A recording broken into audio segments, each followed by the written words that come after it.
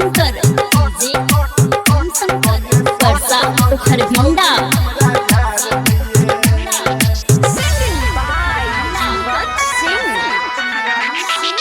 चढ़ गेलै अगहन एलै ठंडी के समय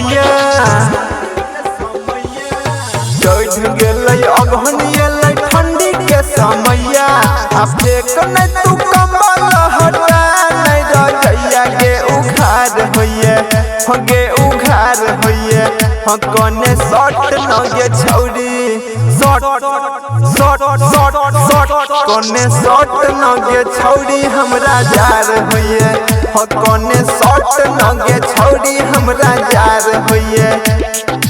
चढ़ गेलै अगहन एलै ठंडी के समय आ फेक नै तू कमर हटा नै रजैया गे उघार होइए गे उघार होइए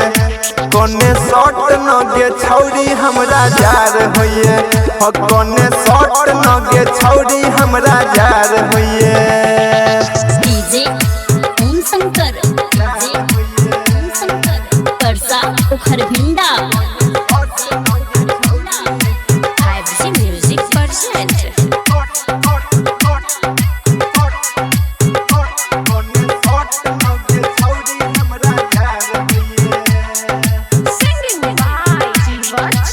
जार से करैया देह थर थर गे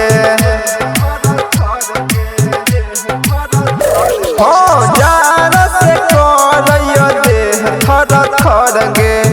जल्दी से कोनो जोगार छौरी कर गे देखी के जवानी तोहर हमरा है गे छौरी नहीं संभार होइए गे नहीं संभार होइए कने शॉट न गे छौरी शॉट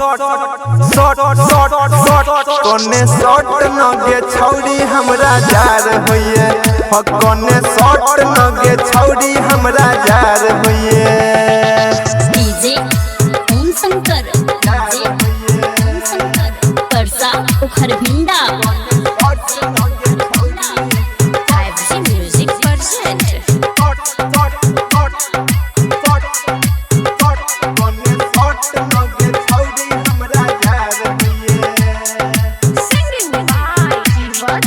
गायक जीव छके करनै मजबूर गे के सरवी के करनै मजबूर गे रुसल छौरी किया ये न माथे घूर गे करबो बर्दाश्त नहीं अब हमारा से नहीं इंतजार होइए गे इंतजार होइए कने शॉट न गे छौरी शॉट शॉट शॉट शॉट कने शॉट न गे छौरी हमरा जार होइए कने शॉट न गे छौरी हमरा जार होइए।